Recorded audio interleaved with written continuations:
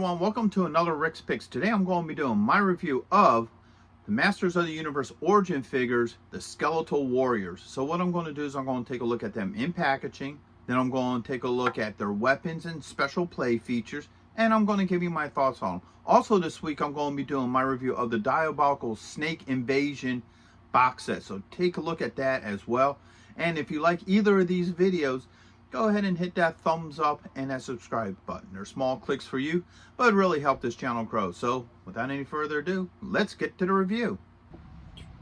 All right, so here they are in packaging. I love the packaging for this. So you get to see the two Skeletal Warriors right up front. Tells you that they can glow in the dark, Skeletal Warriors. And then you get this beautiful art up here with the Skeletal Warriors going up against the Eternian Guard. So I think that's really nice. I really love that. Got the Mattel logo here, modern positions, and retro play. All right, you spin it around this way. Get this beautiful art. I love this. I love with Skeletor up there with his power sword. You get these guys up front. They look very scary, very menacing. I really love this. This is a really nice piece of work here. I just love the whole look to that. You got your Mattel logo here in the corner. All right, here you got a little bit of art. Masters of the Universe, their name. Top, there's not really much there that you haven't already seen. And then the bottom is your legal and SKU. So with all that being said, let's open them up and see what they're about. Okay, so here they both are out of packaging. There's some really good looking figures. I love the detail to them. Now they're both the same figure. The only difference is they have different paint schemes. So this one has a black and purple paint scheme. This one has a silver and black paint scheme. But so they're basically the same figures, just different paint schemes. So first off, let's look at you first. Back here. So they're neat looking figures. Now the one thing about these guys is for the most part they look to be a completely original sculpt. In other words, they're not taking parts from any other figures except for their feet. Their feet are the monster style feet similar to Skeletor's. All right, bring this one up. Let's give him the rotation. But other than that, they got this interesting bone style sculpt, which is nice. Okay. And now, because they're both the same figure, I'm going to just go through the points of articulation on one for time purposes. So, his head is on a ball joint.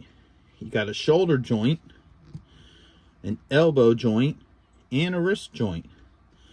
All right, you put his arm up here like that. You have a torso joint. You got a thigh joint. Now, the thigh joint, a little bit hard to move because you do have like this tunic here. And then you also have a knee joint. All right, you got the swivel at the top of the boot. And then you also have an ankle joint.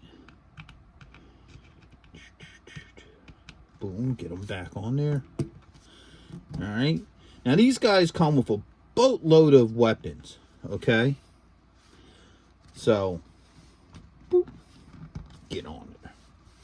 All right, so first off, you get a shield. All right. You get a spear. All right. You also get an axe. Okay. You get a small axe. I think that's like a pike axe. I'm not exactly sure what kind of axe that is. You get a flail. And you also get a sword. All right. Okay, so before we check to see, how well the weapons work with them, we're going to get into their main play feature, and that is that they glow. They do like Scale Glow does, and they glow in the dark. And usually with these kind of figures, what you have to do is let them sit in the light for a little bit, absorb the light, and then when you kill the lights, they glow. So let's see how well this glow feature works with them. So I'm going to go kill the lights, and we'll find out about this.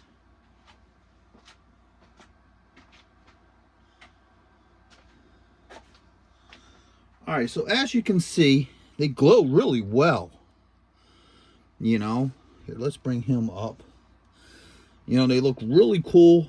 in the dark. You know, I love that whole glow look to them. That's really cool. So the glow feature works very well with these figures. They look really scary, really, you know, spooky. The only thing that's a shame, it's a shame their weapons don't glow. I think if their weapons glowed as well, I think that would have been extra cool. Because then that would give them a real eerie look to them. But no, overall, they look cool in the dark. I definitely like this look. Alright, so that's how they looked in the dark. They looked really neat. I really liked how they look in the dark.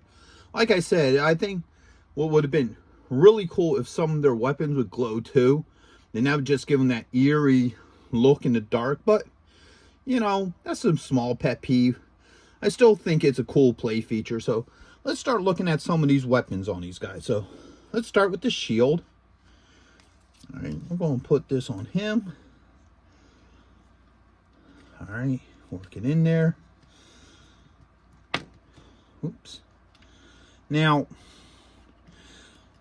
even though their bodies are not a recycled body, their weapons are. Their weapons are from, you know, different figures. And one of the ways you could tell is that if you look at the shield, it doesn't fit that well on him. I mean, it does fit in his hand well. It will sit there. But if you look at the end of the shield, it's a lot wider. Here, let's spin him around this way. All right, so see how that doesn't even clip on because that's made for a muscle forearm. So it's not a bad thing, but you could definitely notice that this shield was originally for someone else. So let's give him this here. All right. All right, as you see, the shield, and like I said, I think that's a pike axe. Don't quote me on that. Worked very well with him. It looks really cool. All right, now with you, let's do the spear. As you can see, the spear fits really well. All right, and also the axe. So the spear and axe works really well with him. No issues. All right. Now this and this sword might be the ones that might give you some issues because you got this little pummel at the end. So you're going to have to play with it for a little bit, maybe. Oh, okay. That just popped right in there. Just popped past that thumb and went right in. So let's see how well the sword works. All right. There it goes. All right, pops in like it belongs there. So all the weapons work really well with them, and if it works with one guy's hands, it's going to work well with the other guy's hands. So overall, I think these figures are awesome. They're great figures. I think they're great world builders. So, you know, if you're going to build like a skeletal army for Skeletor, these guys are great. They also come with their own special comic book. Now, if you look at this book, it definitely looks different than the other ones. You know, usually the other ones are in the old school format of their comics, but this one's a little bit different. It's a really neat looking comic. I love the pop to the front of that. All right. And what it looks like an origin story for the Skeletal Warriors. I haven't read through it yet, but that's what it appears to me. So this is really cool looking. And on the back, if you notice, it just says Masters of the Universe. Normally on the back of their books, you know, it would have like the other figures in this lineup. So overall, I think these guys are great figures. I love them. I think they would go great with your Skeletor and your other minions of evil. So with that being said, I hope you all did like this review. If you did, go ahead and share this video. Put a thumbs up and subscribe. They're small clicks for you, but it helped this channel grow. So until the next one, late. Hey, are you going to be in the Philadelphia area between September 9th and 10th? If so, check out RetroCon. It's affordable. They have lots of great vendors. There's going to be cosplay competitions, celebrities, and much, much more. So go ahead and check out the link in the description. And also, Samuel J. Jones is going to be there, better known as Flash Gordon. So check it out. Greg Evigan will be there, best known for BJ and the Bear, My Two Dads, and Tech Wars. Voice actress Kathy Garver will be there, the one and only Firestar from Spider-Man and His Amazing Friends. RetroCon has been taken over by the Dukes, so we got Tom Walpad, John Snyder, and Kathy Batch, Luke, Bo, and Daisy, alongside with the Jersey General representing the Dukes of Hazzards. Yee-haw! Next on our list, all the way from Cybertron, the hit rock band Cybertronic Spree.